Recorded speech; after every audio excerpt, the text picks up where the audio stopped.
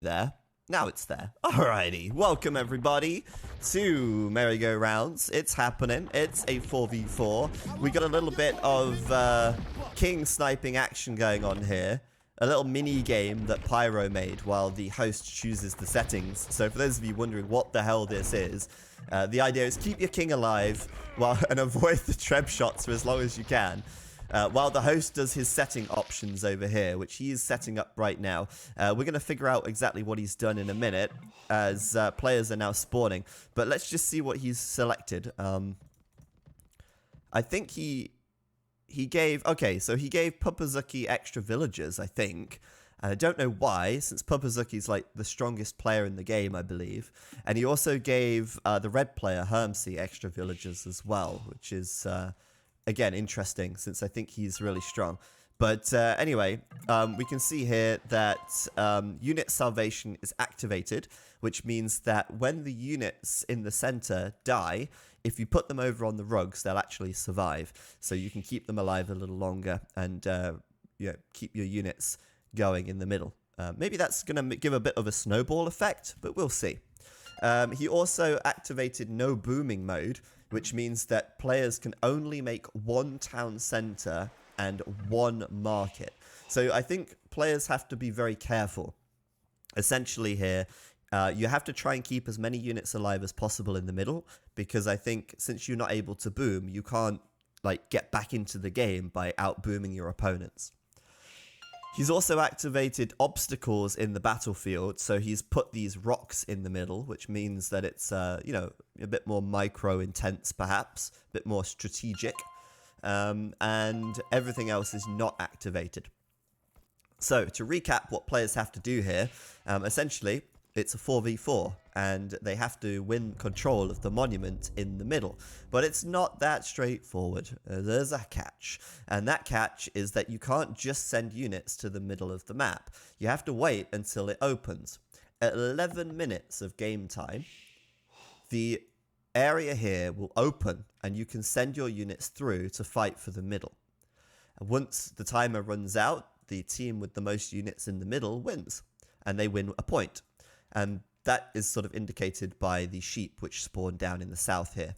So when you get a sheep, you get a point, and I think they're playing a best of 5, which means that obviously the first to get 3 wins will win the whole game. So it's like a multi-stage King of the Hill. So right now, players are building up. They start in the Dark Age. They start with standard resources. That's 8 sheep, 2 boar, berries, regular gold, plenty of wood. And now they can make a sort of strategic decision. At 11 minutes, the first round will start. Now, by 11 minutes of game time, it's pretty hard to do anything other than a drush. So maybe one team will drush. And if one team drushes and the other team doesn't do a drush, then they're probably going to win the middle of the map. And since I believe they're playing on Explored, it's probably a good idea for players to send their scouts to the middle of the map too, for a little bit of extra firepower to hopefully win the first round. After that, well, at that point, things get interesting. Do you go for feudal aggression? Do you do some kind of a fast castle? Now, in this particular game mode, they've disabled booming. They've disabled the second TC or third TC. You're stuck at one town center.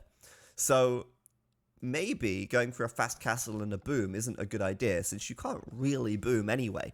So what I would like to see from these guys is an attempt to do maybe some Dark Age aggression, but then transition into archers, or maybe have one player going for scouts as well, and then they can kind of keep a balance of units going into the middle.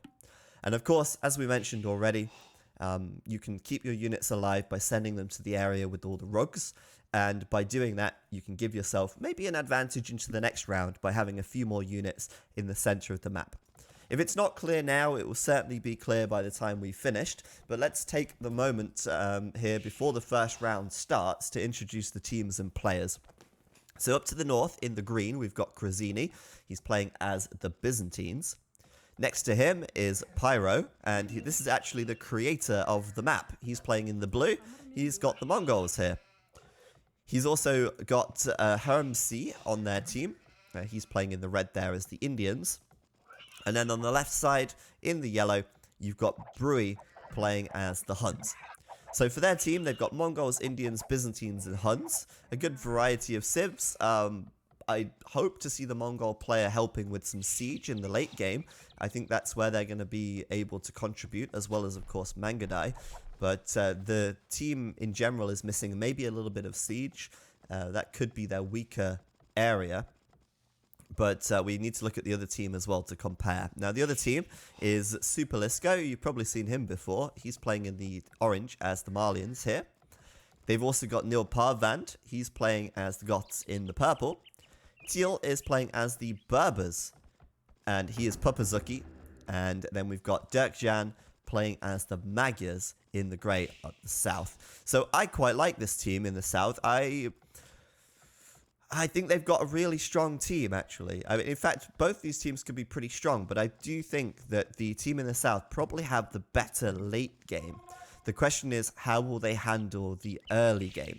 Looks like we are going to see some drush action from the blue player, and he might be the only player on his team to do that. He's already made 1 militia, he's got 3 more queued, and he's currently sending his units into the staging area. So this area here, you can send your units through, you can stick them here to wait until the 11-minute mark, where this will then get blocked off, and this will open. So it's a bit like an airlock.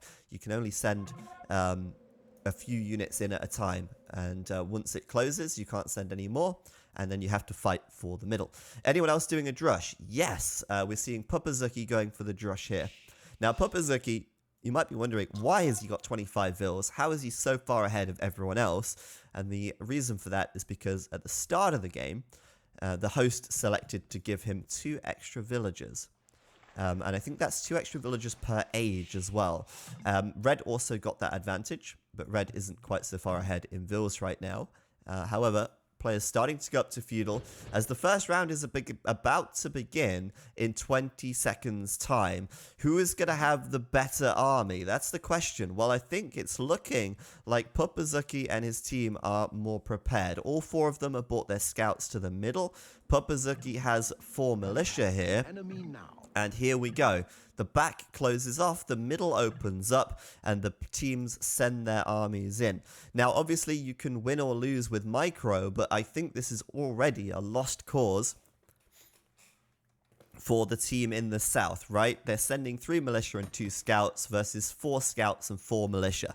So if the team in the north lose this, it's going to be by some kind of divine intervention or some kind of a miracle, because this should be a clear victory for those guys. So they're fighting for it now. And obviously, Papazuki's team will win this. Now, the interesting thing here is if he keeps all of his militia alive, should he upgrade them to man-at-arms for the next round at 14 minutes? And I think the answer to that is probably yes. So they win the fight. They will now go and send their units over to this area to keep them alive, because if you don't, at the end of the round at 14 minutes, every single unit in the middle will die. Pretty brutal. But, yeah, that's what will happen.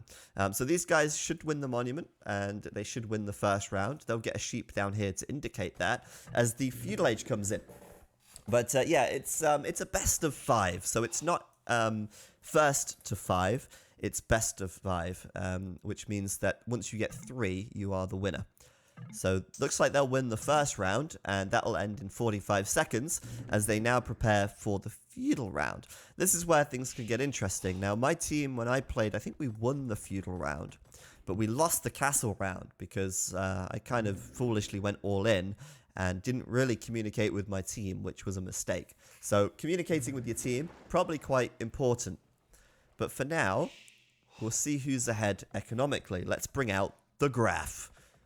Dun dun dun, the graph of doom. Well, not really. But Papazuki's team with 5 extra villagers is actually pretty close right now. And I expect it will stay quite close over the long term. But a little villager advantage for Papazuki's team. Military, it's pretty neck and neck right now. So Pyro's team had a small advantage, but now that advantage is lost. They lost a few units in the middle after the monument expired, but they did win the first point, indicated by here, indicated by the sheep here. And like I say, it is the first to win 3. Everything is better in graph form. Oh yes, that's so true. Yeah, players can see everything on the map, but they can't. It's not all visible. So they do have explored, but they don't have all full visibility. So they do have to scout around in case the enemies try and snipe the monument at the last second, which I think is possible. So, time for staging once again. The monument opens at 18 minutes. That means it's 2.5 minutes to go. And we're going to have scouts from Dirkjan. He's playing as the Magyars, so he's got +3 attack for free.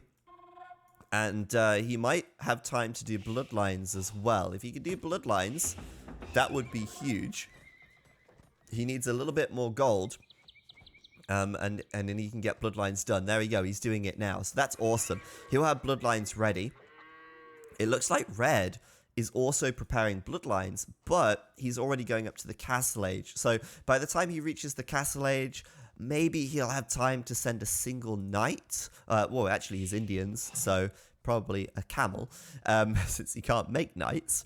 But yeah, probably not much time to get a knight or a camel into the mix for either of these teams, unless you're super fast. Now, Super Lisco is super fast, and he's pretty smartly built his stable right next to the entrance, which means he's got the shortest walk distance possible, which I like. And he's going to send 1 knight in. I think he's going to have time to get 2 knights, actually. It takes 35 seconds to train a knight. But he needs to make sure they go here. Otherwise, it's not going to have time to get it through the gap. Make sure he sends it here. If he sends it here, like this one, he's actually going to miss the window. He's got 15 seconds. He will have the knight in time, but he's got to send it here. 8 seconds. 6, and he is. Okay, Super Lisco, smart man. And he's going to get through right as it closes off. That's huge. Like, his team is going to have 2 knights in the fight, and they're only going to have 1 camel on the other side. However, they've got a lot more archers. And Krazini has fletching, and Pyro has fletching as well. They've even got some spearmen in there, and of course the militia, which were left over from the first round. It looks like Pyro's team may have the advantage once again, but the Knights might... I don't think they're going to swing it. They need to communicate better as a team. Dirk's going in, and he's all alone. He's gone balls deep. He's got bloodlines. He's got +1/+1, but he's just thrown away a lot of his scouts. He needed to fight together with his teammates. But yes, Tim, I think it's absolutely possible to snag the monument if one team goes to save their units. Yes, you can wait for your upgrades to come through as well. I mean, Super Lisco can essentially try and run around here and try and get the +2 defense, for example.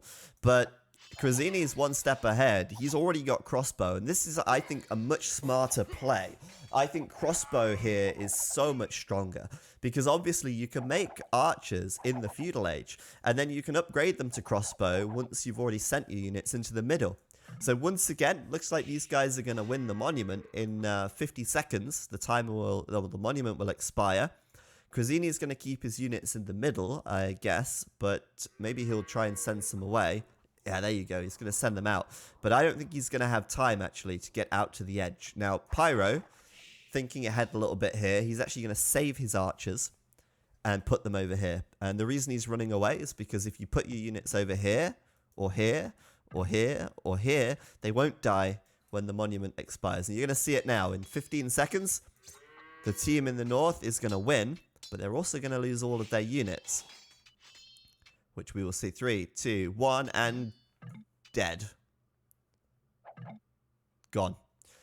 But they did win, and they got their second sheep. So 2 points to the team in the north. Now, it's kind of getting dangerous now, because if they win the next round, it's over. Now, I don't know if they're playing a best of 5 or a best of 7. It could be that they're playing best of 7. I don't know how to tell, to be honest with you, but best of 7 is also an option. I'm not sure how to find out. But we'll find out if they win the next one and they don't win the game. But now the pressure's on. The team in the south have got it all to do. They need to be able to win this next round. Otherwise, it's GG. No re. And they're going to go and have something to eat. Now, Pupazuki's preparing with the Camel Archers, which is super strong. He does need to make sure he gets Bloodlines. But that's going to be a nice power spike for the team in the south. And it might just be that they've tried to focus their efforts onto winning the third round and the remaining rounds, rather than going all in and trying to drush and do feudal and then do castle as well. But already it does look like Pyro's team has the military advantage. And oh boy, they do. 45 extra units for the team in the north. 58 versus 14. This looks like it's going to end up being very one-sided, unless the team in the south can suddenly pull together very quickly. And I think Purple is making a mistake. He's a little bit slow. You know, he's just adding a castle now, and by the time he builds this castle and starts training his first unit, well, the time's almost going to be up, and the next round will have already started. So, can the Berber Camel Archers and the Malian Knights, you know, do it? Do they have what it takes? Well, it's certainly going to be very tough. We've got camels in the mix from our red player. They're fully upgraded on the defense. And we're going to have Crossbow coming in from Pyro very soon. And he's got a lot of archers here, since he kept so many of them alive from the last round. So it does look to me a little one-sided at the moment. And I'm a bit worried for the team in the south, because if it is a best of 5, it could very well be over right now. We'll see as they start sending some more knights up. Magyar Knights, fully upgraded of course, but they've only got a minute and a half to make more units before it's too late. We've even got a monk from Pyro in here. Can you move the OBS overlay in the top left corner a little away? Oh, I see what you mean. Yeah, well normally there isn't text up here. Normally it's not blocking. So I'm not going to do that now, because I'd have to move it all back anyway. And normally, you know, there isn't text up here. So for the time being, I'll just hide it. I won't move it. I'll just hide it. Is that better? That should be better. I'll put it back on after this game, because I think we're going to do the Battle Royale game next anyway. I think that's going to be a lot of fun. So, like I say, the team in the north, I mean, it's not even close right now. 48 extra military units. Oh my goodness. That is insane. How could it possibly be so one-sided? Well, I think it's just because the team in the south, they were going for castles first. And obviously, you can't make as many units from castles in the same time as players making units from archery ranges and stables. It's as simple as that. Right? I mean, the Camel Archer is strong. That's fine. The Huskarl is strong, but it's a little bit late. But they just don't have the numbers. That's the problem. Now, they need to communicate. They need to group together before they attack. But oh boy, they are so outnumbered. Economically, by the way, they're actually doing great. Pupazuki's team way ahead in economy. But militarily, well, they're struggling. Let's put it that way. Maybe they have a stronger army, though. I mean, these castle units are typically stronger. We'll see what they can do. Obviously, they need to focus down the camels first, but that's going to be really hard. We need Pupazuki, Pupazuki to kill those damn camels. The 4 Huskarls going in at the front, probably going to die quite quickly. Dirkjan struggling against those Indian camels there. Good at the back, though. Pupazuki will fight the camels, but it's going to be so tough. These guys are getting absolutely mullered in the middle of the map. And there's absolutely no way they're going to win that. And we can see that. We could see that a long way away. And it's a simple fact. Making units from the castle takes longer and takes much more investment than making units from stable and archery ranges. And you can clearly see the team in the north, they only made crossbow, they only made knights and camels, not a single castle unit in sight. And Pyro switching into Mangudai now. But he didn't make any Mangudai before this point. Yep, the archers also have the hill because they moved it a little faster. But it looks like they might end up playing to... they might end up playing to 5, actually. Although Pupazuki's saying GG, I don't know. It seems to me like it's actually going to be a best of 7. So yeah, Pyro saying that... Or Crazini even saying it's a best of 7. So there's still a chance. There's still a chance for the team in the south. So what do we got here? We got... 3 points. If it's best of 7, then they only need to win 4. So it's not much more that they have to play for. I mean, the team in the south now are so far behind that I doubt they're going to be able to pull it back. They're going to have time here to save a lot of their units as well. So Crazini is going to keep a lot of his army alive. And it's just, yeah, the military count for each team. It's so extremely different. Let's look at the military graph real quick here. Oops. Yeah, here. And we're going to see as the units in the middle die, immediately dropping down. They had a 72 military lead, and now it's only 32, as a lot of the units in the middle went down. So, I'm really hoping that the team in the south are going to be able to bring a bit more to the table now, because they seriously need to get a win here. Otherwise, it's over, and they won't get a single point. I'm hoping they can do it. But let's see. We need to see a lot more military from them. And of course, they're already going to be disadvantaged by the fact that Crazini kept about, well, what, 25 crossbow, 35 crossbow alive from the previous round. But yeah, adding siege would absolutely be very useful. And I don't see anybody making siege just yet. Like Rams would be really good, for example. This time around, though, Neil Parvand is going to have Huskal out. And he's doing Anarchy right now, so he can make some from the barracks as well. Imperial Age is also coming in for a few players. Pupazuki's getting Imp. And he's got 2 castles up, so a lot more Camel Archer production. Can you send villagers to the middle to build? Yes, you can, actually, but it's not possible on this game. There's actually an option to remove these bridges so that you can build in the middle as well. Like, you could send villagers to build a castle, or you could try and build a tower or something. I don't know if the buildings get destroyed, but if you can build a castle here really quickly, then it might be possible to keep it alive and then train units from it later on. But since they're blocked off, you cannot build on the ice, and so you can't build in the middle just yet. You can still fight with vills, of course. It's just a question of whether or not you want to. But this is a worry. We got Mangadai here. A lot of ranged from these guys. But I think more importantly, quite a lot of knights and camels as well. And all in all, I mean, it's a very well-rounded army. Team in the south, however, also, I think they have the potential to win. They could win this round. I mean, they're a little outnumbered, or they were a little outnumbered. But look at the military numbers now.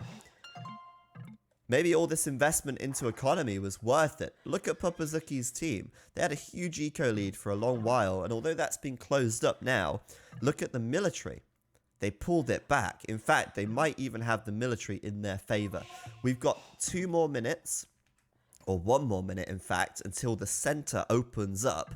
And then we're going to see. It's the moment of truth. Can this Huskal Knight Camel Archer combo get the win here, or will this team in the north pull through with some final last second upgrades?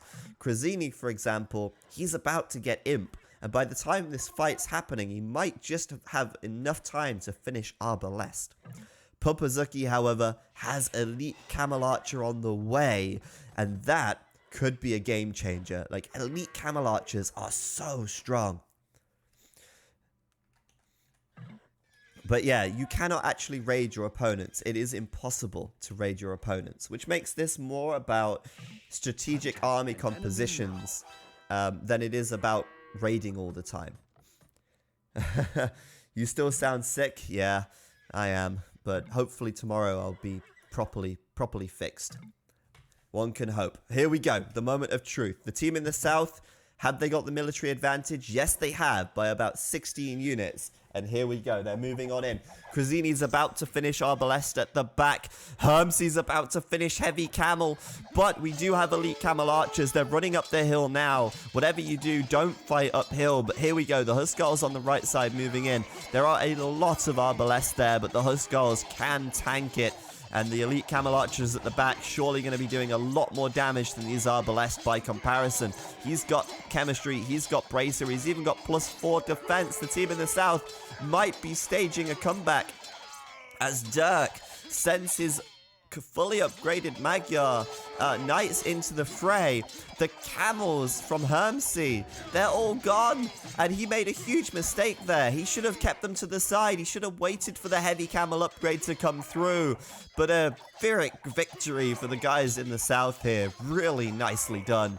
And that is exactly what we wanted to see. The comeback is real. The comeback is teal. The comeback is Pupazuki, baby. With those elite camel archers, he's going to hard counter Pyro's cavalry archers here. And he's going to chase them all the way down. 2 minutes until the end of the round. Pyro might try and run and save these Mangudai, but they are doomed. And Pupazuki should absolutely save his camel archers if he can. Now, what they're going to try and do is maybe try and sneak onto the monument at the last second. Pyro might try and get a clutch victory by having more units in the center. But I don't think that's going to work out because these guys, as being smart, they are bringing them back to the middle. This is where it gets a bit strategic, you know? You want to keep some units alive here so then you can have an advantage into the next round. But can they also win the monument? Because if they misjudge it and send too many units to the safe zone, they won't have enough units in the middle to win. I think they're going to be okay. But they are going to lose a lot of units here because these guys are not using the safe zone by the looks of things.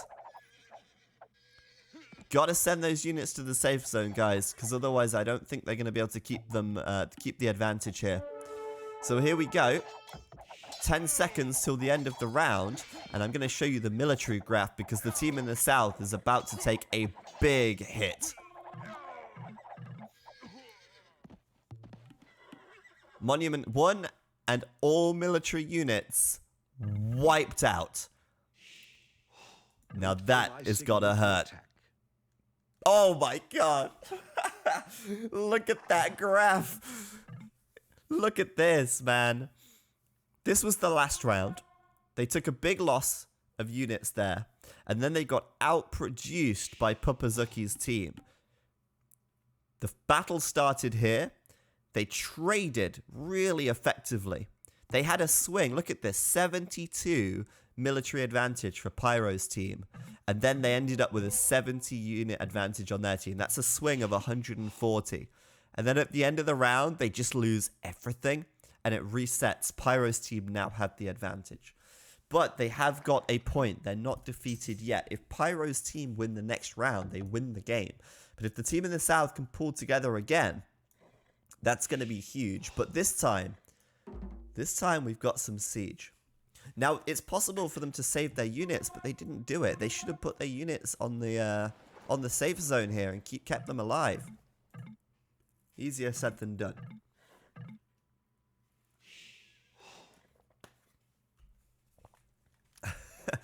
I changed the emotes up because I wanted something fresh. But hopefully I can get some more emote slots. And I can put some of the older maps back if you're interested in seeing some of the older emotes return. But yeah, the graphs are awesome. And the graphs, by the way, were made by PKZ. I messaged him on Skype and I said, hey, PKZ, I saw the international Dota 2. And they have these awesome graphs in Dota 2, which show like the net worth swing and the experience of the teams. And I thought it would be awesome to have something like that in Age of Empires 2. So I messaged PKZ, who made the spectator overlay, and I said to him, hey, any chance we could do these graphs? And he's like, yeah, we can make that happen. So I was like, whoa, what? You're just going to do it? He's like, yeah. And like 2 days later, he messaged me on Skype and he said, hey, here's a download. Install this. Tell me how it works. And lo and behold, we had graphs. It's amazing. It's so awesome. And he's such a cool guy, right? I mean, just throwing that together so quickly, I mean, that's amazing. Really, really nice. So here we go. We're going to have the next round coming up in a minute's time. PKZ is Viper's dad, by the way. He also runs AoE Zone. And this is going to be one heckin' battle right here. Herbsy has the fully upgraded Imperial Camels. Brewy has some Cavalier, and Paladin's being researched, so we'll see if he can get that in time. It's going to be a minute and a half after the gate opens when Paladin completes, so he might not have it in time. We've got hand cannons from Krazini switching away from Arbalest in favor of trying to counter the Huskars, which is smart. And they've also got some siege onagers. Oh, baby. Now, this could be huge. Pyro's doing drill as well. Oh, damn. Well, drill and siege onager. He's even got the siege engineer's tech, so this could be brutal. These guys better be on their tippy toes. Now, the army count is massively favoring Papazuki's team. Look at this, 64 additional military units. But is the quality of that army going to stand up to this? I think the Imperial Camels will absolutely kill everything. 68-9 Imperial Camels. And oh man, the Siege Onager shots hitting huge damage from the start. Taking out a lot of units and killing a bunch of camels as well. Careful there, Pyro. Calm down with the team killing, will ya? But oh dear, the Imperial Camel, it's going to counter everything. Look at Neil Parvan's military. He's still got a lot of units, and he's got to focus down on those Siege Onagers. But my biggest concern here, as the Siege Onagers do so much damage, it's got to be those Imperial Camels. But look at the Imperial Camels as well. They're starting to die. Unbelievable. Those Camel Archers are doing so much work. Look at Papazuki in there, doing the damage, taking out the Imperial Camels. And what I thought was going to be a steamroll was actually a very one-sided victory for Papazuki's team. Unbelievable. I thought those Siege Onagers and those Imperial Camels were going to do the damage. But there was a bit of a misplay from the team. There was a bit of a mistake from the team. The Camels went too deep. The siege got picked off at the back. And boy, oh boy, what a catastrophic defeat for Pyro's team. And the team in the south, Papazuki's team here, pulling it right back. This time, they're going to save their units as well, being smart about it. Keeping some Genitor in the middle and sending the rest of the units to the save zone. Let's take a look at the military graph because it's going to be pretty brutal for Pyro's team here.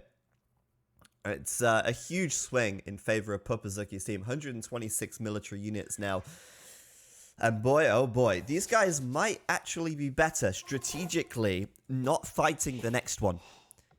It might be a good idea for these guys to actually not fight, send nothing, let them win, and then go for a full 200 population push, right? Like, go for the Hail Mary approach.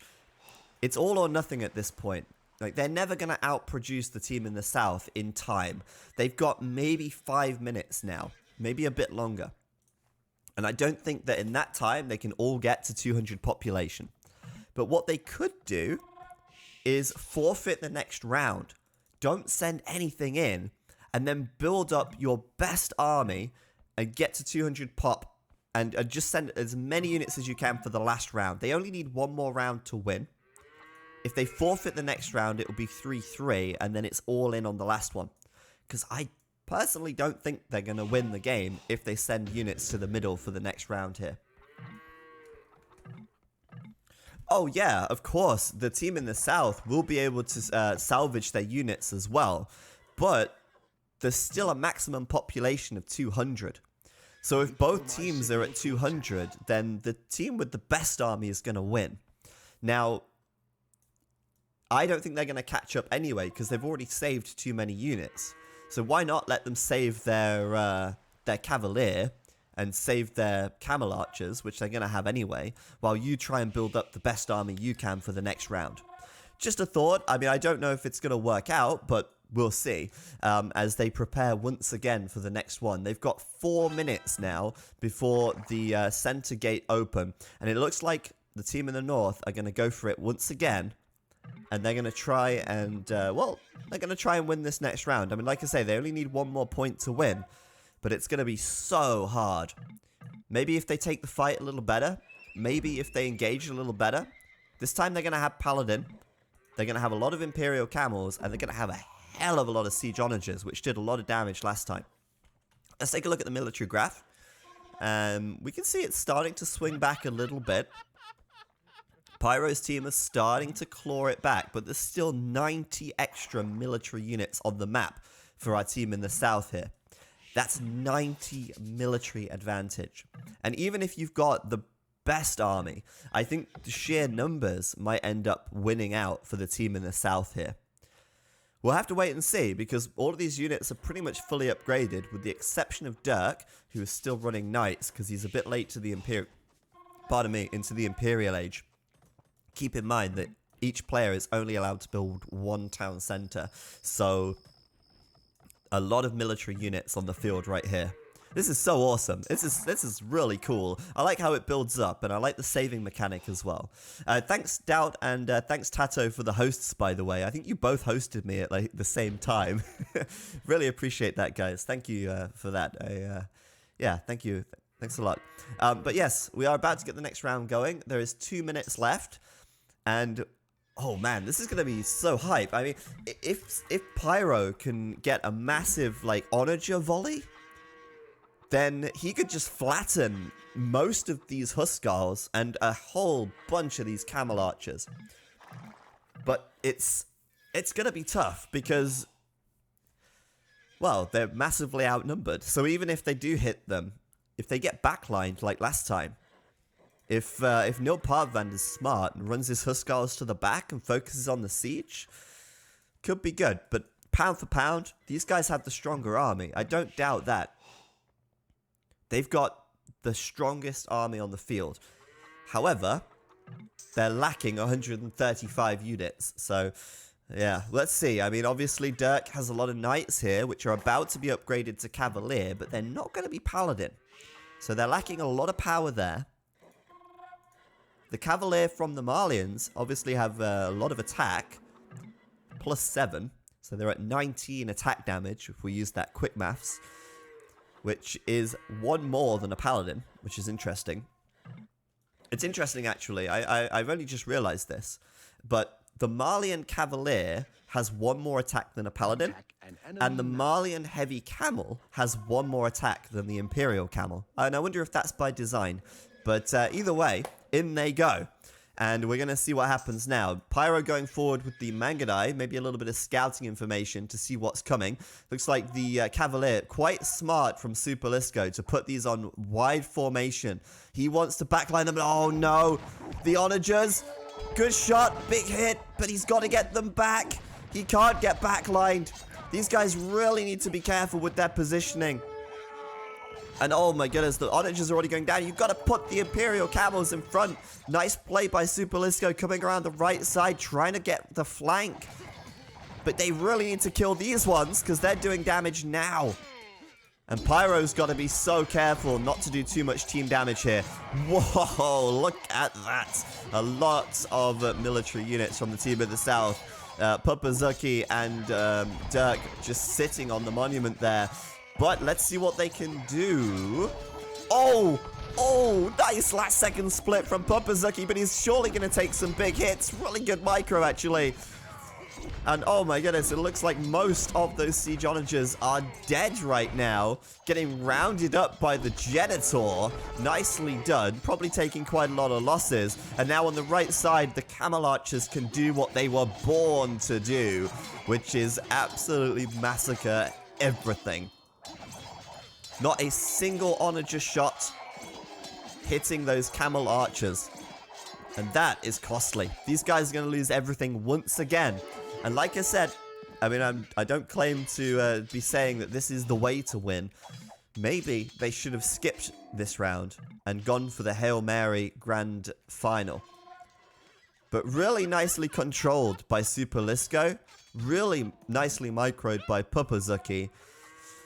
And the team in the north might have quality, but they certainly do not have quantity right now. So these guys are going to hightail out of there and save. And let's take a look at the military graph. Oh boy. Oh boy. Oh boy. 260 extra military units. I'd say it's over. I'd say they won. And what a great comeback that was. First 3 rounds, they lost.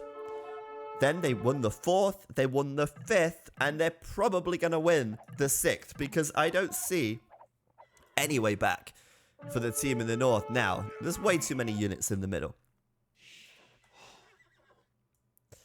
Red's KD is not strong, admittedly. I mean, he's got Imperial Camels here. Fully upgraded Imperial Camels. And really lacking the kills here. Grazini's struggling. I mean, Byzantines in the late game, it's kind of tough in these fights for the Byzantines to be able to really add much. I mean, we saw that the Arbalest got countered quite easily by the Huskars. The hand cannons are a great choice, and I think that's his best option, but he's making a lot of skirms as well. And, you know, he's lacking a bit of firepower. Pupazuki now. Oh, this is huge. This is huge. Mugrabi Camels coming through for Pupazuki. Oh, boy. Now, that is smart, but can... Oh, no, he's going to lose them. He's going to lose them. Boop. Nice try. Okay, he did keep a lot of them alive, but he also lost a whole heap. He didn't get them to the rugs in time. So now they're only 180 military in the lead. Only. But Mugrabi Camels is smart because not only does he get to keep his units alive, they also start to heal up now as well. So that's going to make it even harder. Now, to be completely honest with you, I really thought the team in the north would win if they brought their big guns to the fight at the very last battle, which is now, by the way. It's 3-3. It's a best of 7. This is the 7th round. But this time, Dirkjan's going to have Paladin. He's going to have Light Cav. He's going to be ready to roll. We've got a lot of the elite Camel Archers still alive. And Super Lisco has 107 Cavalier. And he's controlling them really well as well. These guys in the north just aren't going to have the numbers. Now, I think they could have actually won if they skipped that last round. And just went all in on the last one. Think about how many more onagers they would have had. Think about how many more Imperial Camels they would have had. I think they could have done it. But this time, maybe it's time to send the villagers as well. Shame we don't have a Spanish player in the game, because the Spanish player could at least add some tankiness with their 80 HP villagers, but oh well. And Paladin will be there now for Dirkjan. And what I quite like, actually, about this is that even the weaker players can still contribute, right? I mean, Dirkjan, 1 hour and 1 minute, and Paladin's just completed. And by any standard, that is incredibly late and quite slow. But he's still able to contribute to all of these fights, and I think that's a really nice thing about this scenario. It kind of levels the playing field a little bit.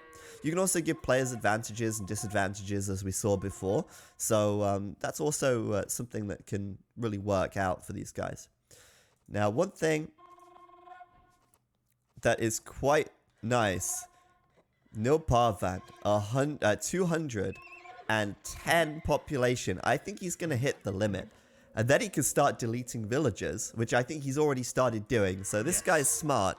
He's deleted his vills. He's filling up on military. 170 military. Oh my goodness.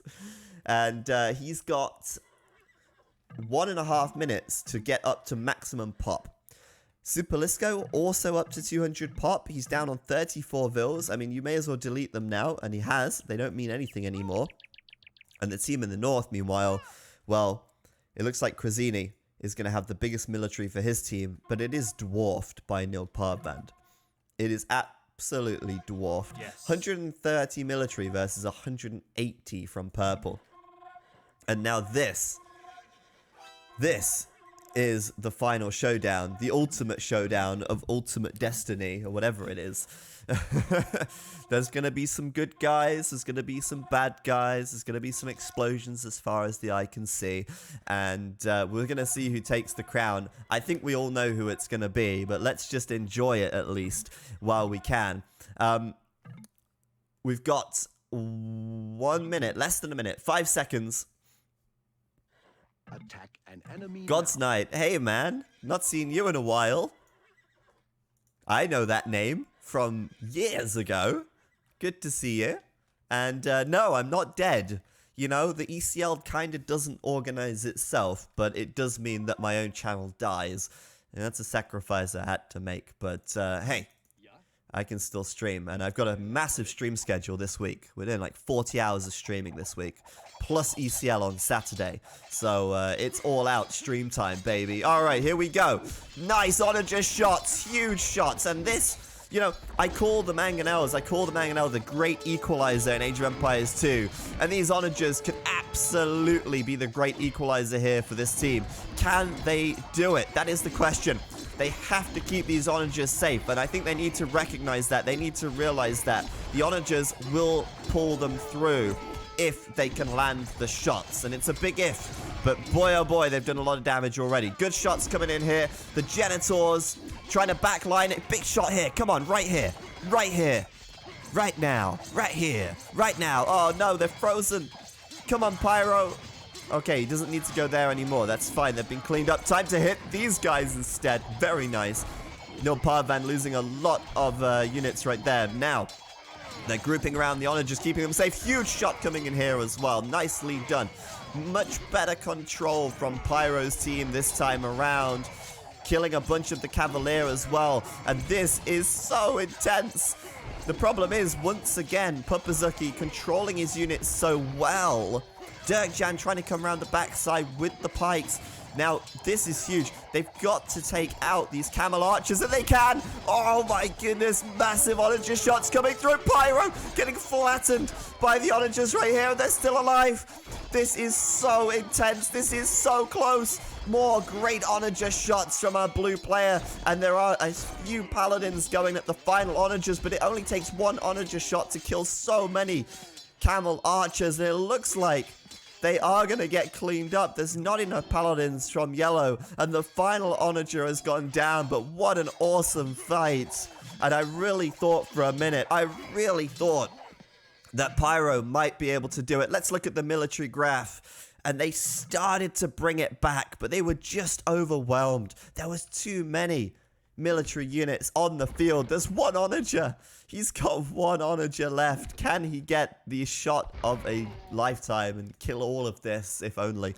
If only. I feel like the Ethiopians here would be huge, but hey, GG's all around as Pupazuki's team are going to stage an epic comeback. They were 3-0 and they're going to take it 4-3. I really didn't think they could do it. But they showed us how it was done, and I think it came down to great control from these guys. I think Pupazuki in particular, he really played very smart, you know, with his camel archers. He was very careful to keep them at the back lines, and it was a little sloppier, I had to say, from the team in the north. That fourth round where they lost it, you know, that was where it all went wrong, I think. Hermsey didn't control his camels very well. He sent them too deep. They didn't protect the onagers. I think if they protected the onagers, they could absolutely win it. But there you go, guys. GG. And what a nice map. It gets progressively more exciting as the game goes on and more military units make it onto the map. That was really awesome. And Pyro there, the creator of the map, kudos to him. You know, unfortunately, his team couldn't get the win, but he definitely pulled his weight. 385 kills to 220 deaths. What a nice KD that was, all coming down to those siege onagers. For the other team, the weight of that victory was shared equally, I feel. Look at Pupazuki, Nilparvan, Super Lisco. Really nice KDs for all of them. And even Dirk, who, was a lot slower than the other players, was struggling to keep up with the other players, was still able to contribute and keep a relatively great KD as well. So what a great map. That's really fun. And Pupazuki played, in my opinion, really well at Super Lisco as well. Great control of the Cavalier, getting to the back lines in some of those earlier rounds and picking off the siege. Really well played, guys. Let's take a quick look at the achievements. Not that it really matters, since the achievements were already kind of on the screen. But I'm interested to look at the economy and see who had the best eco there, since they were only allowed to build one TC. They couldn't build a second TC, remember.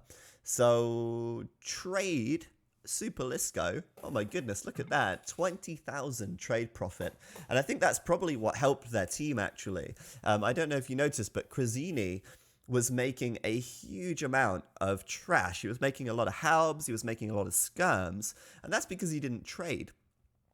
In fact, a few players didn't trade, and maybe that cost them.